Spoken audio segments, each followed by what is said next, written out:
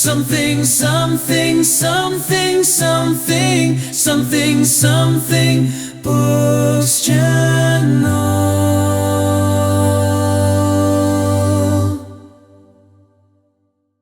さて今回は1988年リリースのブライアン・ウィルソン初のソロアルバム「ブライアン・ウィルソン」深く掘り下げていきたいと思います。これはもう単なるアルバムじゃないですよね。ある種の奇跡というか、音楽史の中でも特別な復活劇として今も語られている作品です。そうなんですよ。ビーチボーイズの天才ブライアン・ウィルソン、60年代にね、ペットサウンズみたいなとんでもなく革新的な作品で世界を変えた後、彼がすごく長い沈黙と、あとなんていうか想像を絶するような困難な時期を過ごしてたってことはご存知の方も多いかもしれません。70年代後半から80年代って彼の名前は伝説っていうのと同時にちょっと悲劇みたいな響きも帯びてたんですよね。ありましたね。薬物依存とか心身の健康問題とか。そう。そして特に心理療法士のユージン・ランディによる24時間体制のもう徹底的な管理下に置かれていた。はい。これって創作活動をする上ではほとんど考えられないような状況ですよね。全くですね。異常と言ってもいい状況だと思います。で今回はですね、このアルバムの制作背景とか楽曲についてかなり詳しく分析された資料がありまして、これをもとにその核心に迫っていこうと思います。はい。ミッションとしてはこの特別なアルバムがじゃあ具体的にどんな異常な状況下でどんな人たちの協力があって生まれたのか、そしてそこに込められたブライアンの再生への強い願いみたいなものを解き明かしていきたいなと。非常に興味深いテーマですね。さあ一緒にこの音の世界深く分け入っていきましょう。行きましょう。まずブライアンが、どうやって再び音楽制作の場に戻ってきたのか、その経緯から見ていきたいんですけど、消えかけた天才なんて言われ方もしましたけど、彼が再び立ち上がるきっかけって何だったんでしょうか。それはですね、1987年に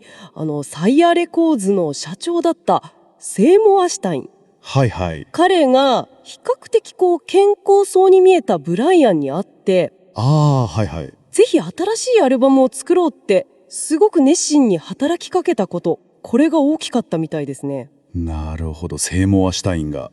そしてこの復活劇には欠かせない人物、アンディ・ペイリーとの出会い、これも大きいですよね。大きいですね。彼は本当に音楽への理解が深くて、ブライアンの才能を、心からリスペクトしていた。ペ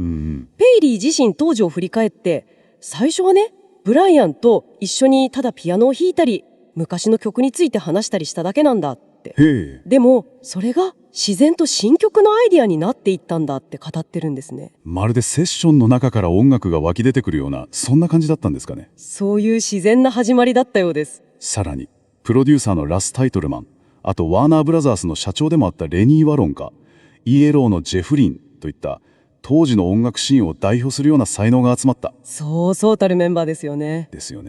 ただこの輝かしい布陣の裏では常にユージン・ランディ医師とそのスタッフによる厳しい監視の目が光っていた。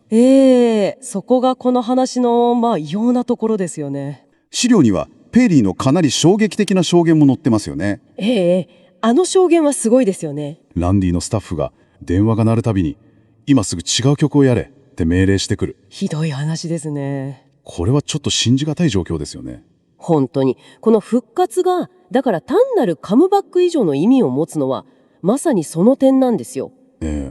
これは極度の精神的プレッシャーとその絶え間ない監視っていう音楽制作においてはもう考えうる限り最悪に近い環境下で、それでも行われた創造活動だったからです。自分の作るものを全部チェックされて、そんな状況で芸術を生み出すことの困難さって計り知れないですよね。いや、想像もつかないです。ランディ体制の影響っていうのはまた非常に複雑でしてね。と言いますと、レコーディングが結局11もの異なるスタジオを転々としたらしいんですけど、その理由も一つにはランディ側がブライアンを完全に管理下に置いて逃げ場を与えないためだったなんて言われてるんです。でも皮肉なことにその環境を変え続けることが結果的にブライアンに新しい音楽的な刺激を与えたっていう側面も否定できないかもしれない。なるほど、そういう面も。いずれにせよそこには自由な創造性と徹底的な管理体制っていう本来相入れないはずの2つの力が激しくせめぎ合う得意な緊張関係が存在していた。これは音楽史的に見ても極めて珍しい状況下でのアルバムと言えるでしょうね。このアルバムを聴くとき、その背景にある違った考えが湧いてきますよね。本当ですね。そんな混沌とした制作現場の様子をエンジニアのマーク・リネットがすごく面白い言葉で描写してるんですよね。聞きました？ブライアンのレコーディング手法はもう常識破りだったと。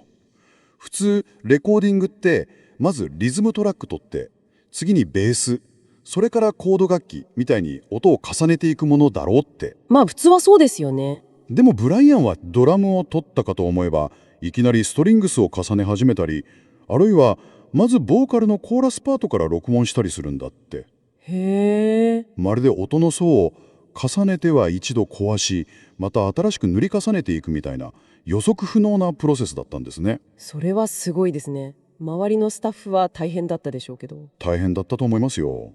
で、プロデューサーの一人、ラス・タイトルマンはこの制作現場の混乱ぶりを指して、まるでスマイルセッションの再来だったって言ってるんです。出ましたね、スマイル。60年代の未完の。そう、伝説的なアルバムですね。タイトルマンによれば、ブライアンの思い浮かぶアイデアっていうのは天才的だけれど、非常に断片的でまとまりがないと。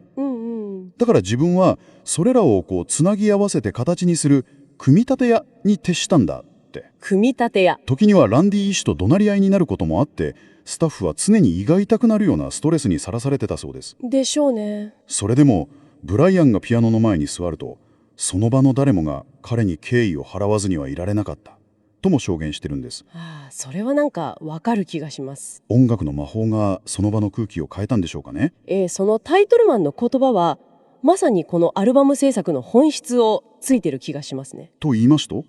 その混沌とした制作プロセスっていうのは確かに当時のブライアンの不安定な精神状態を反映してたのかもしれない。でも同時にそれは彼の非凡な才能、つまり音楽的アイデアが次々と溢れ出てくることの、証拠でもあったわけですよ。だから重要なのはその断片的な輝きを理解して文脈を与えて一つの楽曲として構築できる翻訳者としてのプロデューサーがいたこと。翻訳者ですか？そう、つまりこのアルバムの奇跡っていうのはブライアン個人の才能だけじゃなくて、彼のその混沌とした創造性を理解して形にする翻訳者がいたからこそ可能になったということだと思うんです。なるほどな。そして何より強調したいのは、これほど異常な逆境の中にあってもブライアンの音楽そのものに対する周りのその揺るぎないリスペクトがあったっていう事実ですね。ランディとの対立とか監視っていう重圧がありながらも、ピアノに向かうブライアンに対しては誰もが深い敬意を払って彼の音楽を実現させようと力を尽くした。その集合的な意志というか音楽への信念こそがこのアルバムを奇跡的に完成へと導いた大きな原動力の一つだったと言えるんじゃないでしょうか。なるほど。その奇跡が具体的にどんな音になったのか、ここからはアルバムの核心である主要な楽曲をいくつか掘り下げていきましょうか。ぜひ。まずはやっぱりアルバムの幕開けの飾るブライアンの再生への祈りともいえる名曲、ラブ&マーシーですね。これはもう代表曲ですよね。ブライアン自身、おそらく自分が書いた中で最もスピリチュアルな曲だって言ってるんですよね。言ってますね。インスピレーションの源は60年代のバート・バカラックの名曲 What World Needs Now Is Love とか、あと過去のエルヴィス・ディ体験から生まれた世界中の人々に愛を与えたいっていうなんか強い衝動だったそうです。そういう話もありますね。彼はこれをちょっと自重的にイエス・キリストコンプレックスなんて呼んでますけど、つまり世界を癒したいっていう切実な願いがあったと。根底にはそういう強い思いがあったんでしょうね。この曲のレコーディングはホノルルのなんか穏やかなスタジオで行われたそうなんですけど、そこには特別な空気感が漂ってたらしいんですよ。アンディ・ペイリーが他の曲のセッションとは違って、この曲を録音した日だけはスタジオ全体がまるで救いの感覚に満ちていたって回想してるんです。それはすごいですね。何か特別なものが降りてきた感じですかね。そうかもしれませんね。プロデューサーのラス・タイトルマンが美しいコーラスアレンジのアイデアを提案したら、ブライアンが満面の笑顔でそれだって応じたみたいな心温まるエピソードも残ってるんです。いい話ですね。あとマイケル・バーナードによる透明感のあるシンセサイザーの音、あれが曲全体にこう祈りのような、そしてどこか未来的な光を与えているのも印象的で、確かに、あのシンセの使い方は絶妙ですよね。商業的にはまあ大ヒットとまではいかなかったですけど、U2 のボノがもうあらゆる場所でこの曲を絶賛したりして、音楽ファンとかミュージシャンからは非常に高く評価されてますよね。ええ、評価は非常に高いです。歌詞のテーマを深く見ていくと、これまた本当に考えさせられるんですよ。と言いますと、夜のニュースで見る暴力的な出来事とか、孤独な人々が集まるバーの光景とか、そういう痛ましい現実への鋭い眼差しがまずある。でもそこで終わらなくて、今夜僕たちに必要なのは愛と慈悲なんだ。Love and mercy, that's what you need tonight って繰り返し歌われるわけです。愛と慈悲。ブライアンは愛と慈悲の違いについて、愛は優しい感情だけど慈悲はもっと切実に求められるものだって、人生の困難な局面でこそ本当に必要とされるものだって語ってるんです。つまり慈悲には単なる愛情を超えた、その苦しむ人々への具体的な救済への強い願いが込められてるのかもしれないですね。深いですね。実は録音されなかった幻のバースっていうのがあって、そこには神に祈ってももう届かないかのようだ、でも私たちが本当に必要としている祝福こそ私たちが最も恐れているものなのかもしれないみたいな、さらに深い苦悩と探求が綴られていたことも分かってるんです。そんな歌詞があったんですか？だからこの曲は単なる感傷的なノスタルジーじゃなくて、ブライアン自身の魂からの個人的な祈りであると同時に、彼が生きていた時代の、そして今を生きる私たちにも通じる社会的な苦悩に対する切実な応答でもあるんですよね。彼の音楽家としての、そして一人の人間としての再生を力強く象徴する楽曲として非常に大きな文化的な意義を持ってると思います。これほど深い意味が込められてるんですね。本当ですね。次に注目したいのはアルバム2曲目の Walking the Line。 これも印象的な曲です。これも好きですね。当時の危うい自己認識が投影された曲と言われてますね。そうですね。興味深いのはここでのコラボレーション。ドリームアカデミーのニック・レアド・クローズがバース部分のメロディー作りを手伝って、あとソウルシンガーのテレンス・トレント・ダーミューがコーラスに参加して独特の緊張感とグルーヴを生み出してますよね。そしてこの曲を最も特徴づけているのがやっぱりユニークなサウンドエフェクトでしょ。足音ですよね。そう、足音。ブライアンはリズムの中心にしたいって考えたらしいんですよ。面白い発想ですね。そのアイデアを実現するためにエンジニアは実際に演奏者の足元にマイクを設置して文字通り足音を録音したって言います。本当に足音。何層も足音のトラックを重ねて独特なパーカッシブなサウンドを作り上げたなんて話もあって、そのサウンドがまた歌詞の内容と見事にリンクしてるのがこの曲のすごいところだと思うんです。なるほど。歌詞の解釈もいくつかあって、当時の心理療法士ランディは正気と狂気の間を行ったり来たりする感覚、誰かに助けを求めたいけれど怖くて声が出せない、そんな心の綱渡りを表現しているなんてコメントしてるんですね。それはランディの解釈としてちょっと意味深ですね。一方で電気作家のピーター・アメスカーリンはもっと深く踏み込んで、この曲はブライアンの隠された自画像であり、繰り返されるパーカッシブなサウンドは彼の常に張り詰めていた人生そのものを描写していると分析してるんです。なるほど。隠された自画像。足音のリズムにどんな感覚を覚えますか？そうですね。単なるリズムっていうよりはどこか脅迫的な、逃れられない何かを表しているようにも聞こえますよね。まさに綱渡りの緊張感そのものというか。まさに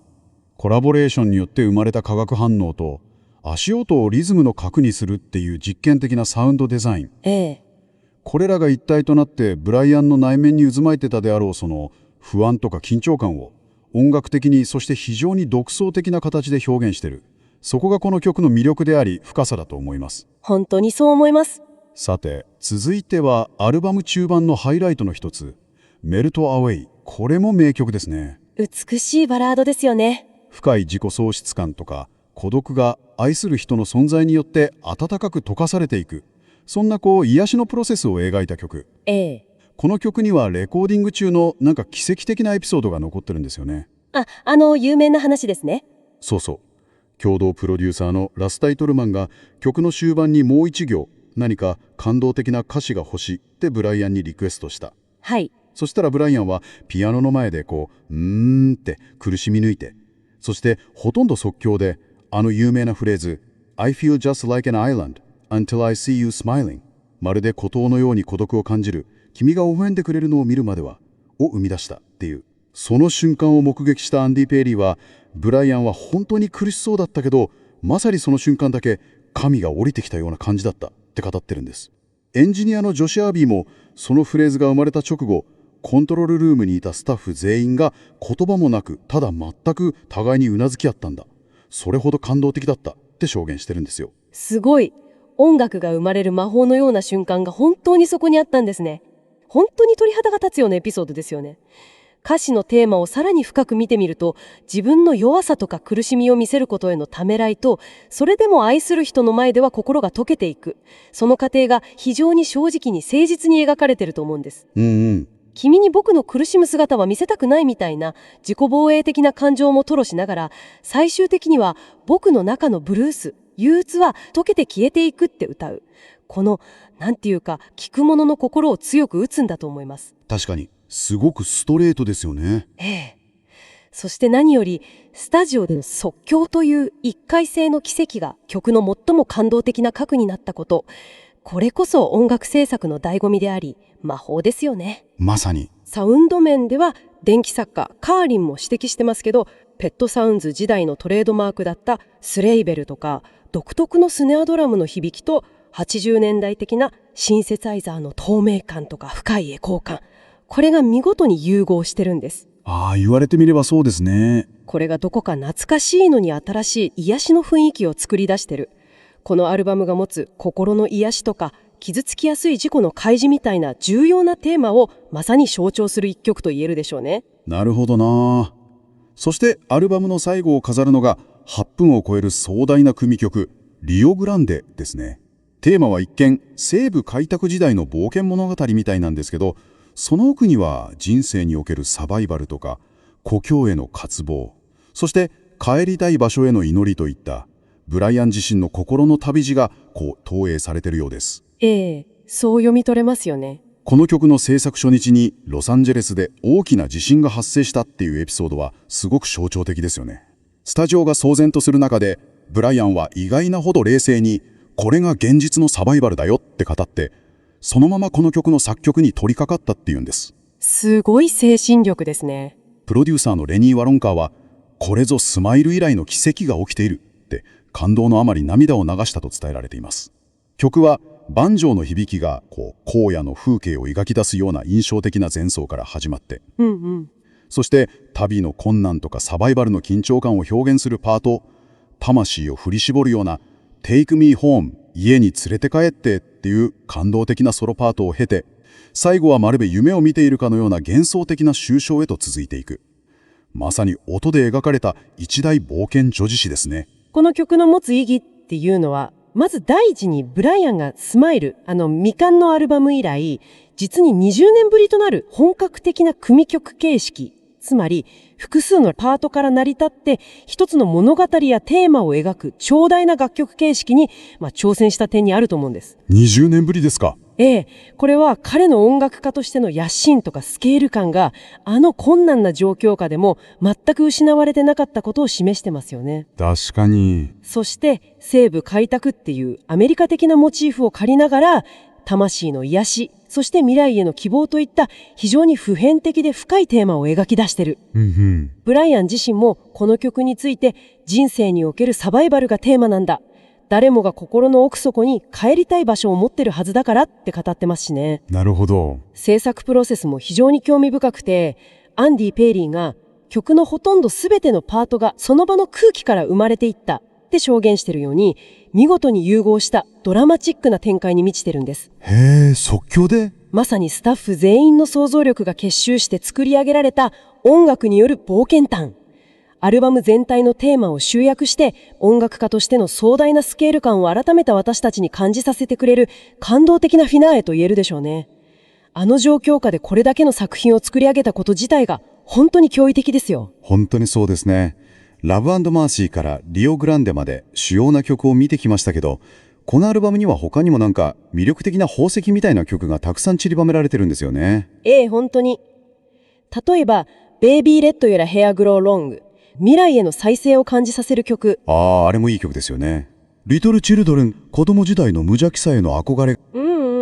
ワン・フォ・ザ・ボーイズは、ビーチボーイズの仲間たちとか、亡くなった弟のデニスへ捧げられたと言われる、息を飲むほど美しいアカペラ。あれは泣きますね。There's So Manyは、なんか宇宙的な広がりを感じさせるロマンチックなラブソング。レッド・イット・シャインでは、ジェフ・リンとの共同作業ならではのポップで力強いエネルギーが炸裂しますよね。ジェフリン全開ですよね。そして Meet Me in My Dreams Tonight は60年代のガールポップへの愛らしいオマージュ。可愛い曲ですよね。一つ一つが個性的で、アルバム全体を通して聴くと本当に豊かな感情のパレットを感じさせてくれます。バラエティ豊かですよね。さて、アルバム本体だけでなく、当時のシングル B 面曲とか未発表音源についても少し触れておきましょうか。